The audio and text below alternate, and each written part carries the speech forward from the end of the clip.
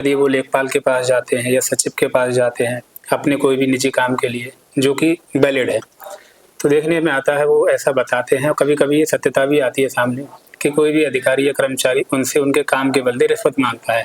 तो ऐसे में यदि कोई अधिकारी या कर्मचारी किसी भी आम आदमी से रिश्वत माँगता है तो ऐसे में वो क्या कर सकता है? उसको कहाँ कंप्लेन करनी चाहिए और आपके द्वारा उसे किस प्रकार मदद मिल सकती है? देखिए, सबसे पहले तो ये है कि देखिए, रिश्वत देना और लेना दोनों ही अपराध है। नमस्कार साथियों, आप देख रहे हैं बरेली टीवी और मैं हूं आपके साथ अनिकेत भदौरिया।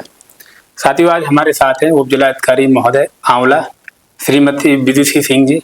आज हम बात करेंगे महिला सशक्तिकरण पर एवं जन समस्याओं पर कुछ संक्षिप्त में वार्ता।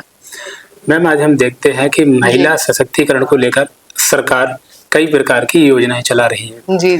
और आज अगर देखा जाए तो सरकारी या गैर सरकारी दोनों तंत्रों में महिलाएं अहम पदों पर देश को आगे ले जाने की ओर महत्वपूर्ण योगदान निभा रही हैं। जी। वहीं ग्रामीण परिवेश में देखने में आता है कि कई प्रकार की पाबंदियां लगाई जाती हैं और महिलाएं घरेलू हिंसा का शिकार हो रही हैं। तो ऐसे में महिलाओं को आगे लाने के लिए सरकार और प्रशासन क्या महत्वपूर्ण कदम उठा रहा है? देखिए, महिलाओं की सुरक्षा की दृष्टिगत जहाँ तक आपने बात की है तो थाना स्तर पर एक तो महिला हेल्प डेस्क बनाई गई है और अगर आप देखें तो तहसील लेवल पे भी जो महिलाओं की शिकायतें आती हैं उनको प्राथमिकता देने के लिए अलग से महिला हेल्प डेस्क यहाँ पर भी बनाई गई। बल्कि मैं तो ये कहूँगी शासन स्तर पर सभी कार्यालयों में इस समय वर्तमान समय में महिला डेस्क की स्थापना की गई है, जिससे महिलाओं की जो शिकायतें उनकी प्राथमिकता पर सुना जाए, उनका निस्तारण किया जाए। जहां तक घरेलू हिंसा की बात है तो इसके लिए तो आपको भी जानकारी है कि इस समय बहुत ही सख्त कानून बने हुए हैं। यदि कोई भी महिला ऐसी शिकायत करती है उसमें तत्काल कार्रवाई की जाती है। और बाकी जहां तक महिलाओं के आगे बढ़ने की बात है तो अब आप देख ही रहे हैं, आप भी जान रहे हैं कि आज तो हर एक क्षेत्र में महिलाएं जो आगे बढ़ रही हैं और काफी कोई भी ऐसा क्षेत्र नहीं रह गया जिसमें महिलाएं अपना योगदान नहीं दे रही हैं। और अब कहीं ना कहीं जागरूकता भी बढ़ रही है, ग्रामीण स्तर पर भी लोग अपनी बच्चियों को पढ़ा रहे हैं और आगे निकलने के लिए प्रयासरत हैं। मैम, आज हम देखते हैं कि सोशल मीडिया का जमाना है तो क्राइम भी तेजी से बढ़ रहे हैं। तो कहीं ना कहीं ऐसा आता है, देखने में आता है कि कभी कभी कुछ महिलाएं यदि वो जनरली डायरेक्ट इनडायरेक्ट किसी भी तरीके से कहीं किसी से बात करती हैं तो फोटो भेजते हैं, अपने पासपोर्ट साइज या तमाम तरीके से फोटो एक दूसरे को शेयर करते हैं। तो कभी कभी देखने में आता है कि जो साइबर क्राइम करने वाले हैं वो उनका फोटो का गलत इस्तेमाल करके ब्लैकमेल करते हैं। तो ऐसे में कोई बहन या महिला के सामने ये भी चुनौती रहती है कि वो अपने परिवार को बताए, तो हो सकता है घर वाले उसे टॉर्चर करें या शक की नजर से देखें। तो ऐसे में महिला को क्या करना चाहिए? देखिए, ऐसा है कि साइबर सिक्योरिटी भी अब तो हर जगह साइबर सिक्योरिटी थाने स्थापित किए गए हैं। और देखिए, कहीं ना कहीं अगर इन सब चीजों से हमें बचना है तो हमें खुद भी बहुत सतर्क रहने की आवश्यकता है, क्योंकि सोशल मीडिया का वर्तमान समय में बहुत ज्यादा दुरुपयोग हो रहा है और इसके जो है अच्छे यूजेस बहुत कम है और इसका जो है दुरुपयोग ही ज्यादा है। तो जो भी महिला अपना स्मार्टफोन यूज करती है या सोशल मीडिया से जुड़ी हुई एक्टिव रहती हैं तो उन्हें इस बात को जरूर ध्यान देना चाहिए कि वो क्या कंटेंट शेयर कर रहे हैं, जिससे कि उनका जो भी डेटा वो शेयर कर रहे हैं उसका कोई दुरुपयोग ना कर सके। तो कहीं ना कहीं प्राथमिक लेवल पे यही आवश्यक है कि जो व्यक्ति उसको शेयर कर रहा है वो जागरूक हो।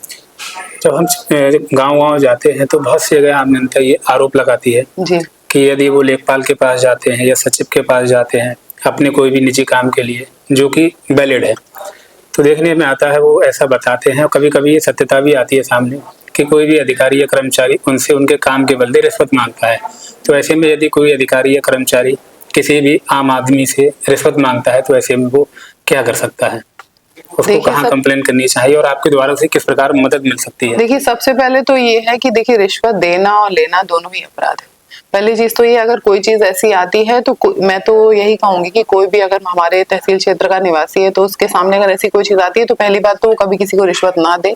और दूसरा ये है कि अगर कोई ऐसी घटना हो भी जाती है तो संबंधित उच्चाधिकारी, जैसे मैं तहसील स्तर पर मैं यहाँ पर बैठी हुई हूँ, मुझे सूचित करें तो बिल्कुल कठोरतम कार्रवाई मैं इसमें करूंगी।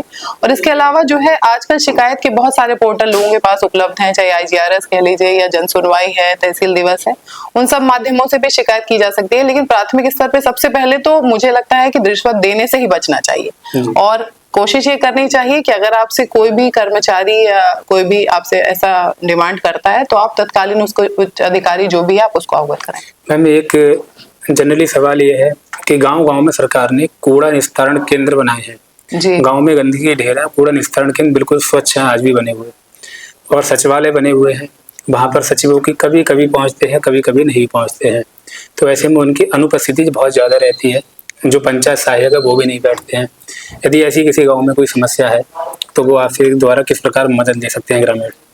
अब अगर ऐसी कोई शिकायत मेरे संज्ञान में आती है तो मैं संबंधित बीडीओ से इसके बारे में जानकारी करूंगी, और ये हो सकता है कि एक सचिव के पास एक से अधिक ग्राम सभाओं का चार्ज हो। कई बार ऐसी भी स्थितियां हैं क्योंकि लोअर लेवल पे, तो इस वजह से समस्या हो सकती है। लेकिन अगर कोई भी इस तरह की शिकायत संज्ञान में हमारे आती है तो तत्काल उस पर कार्रवाई करते हैं और संबंधित वीडियो के माध्यम से उसका निस्तारण भी कराते हैं। मैम, अब होली का त्योहार भी आने वाला है और तमाम कभी कभी देखने में आता है कि लोग होली के नाम पर हुड़दंग करते हैं, लोगों को परेशान भी करते हैं। तो ऐसे में होली के समय आप हमारे दर्शकों को क्या संदेश देना चाहिए?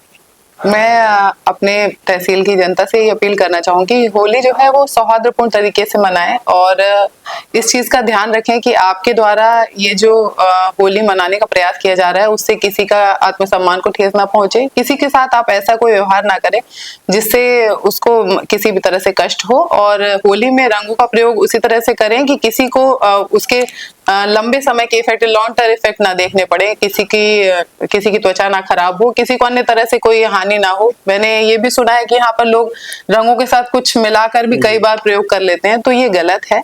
मुझे लगता है कि त्योहार को ऐसे मनाना चाहिए कि उससे खुशी हो और वैसा ही माहौल बना रहे। धन्यवाद मैम, आपने जो आज हमें समय दिया इसके लिए बहुत बहुत धन्यवाद और होली की आपको अग्रिम शुभकामनाएं। आपको, आप लोगों को भी बहुत बहुत शुभकामनाएं। Thank you.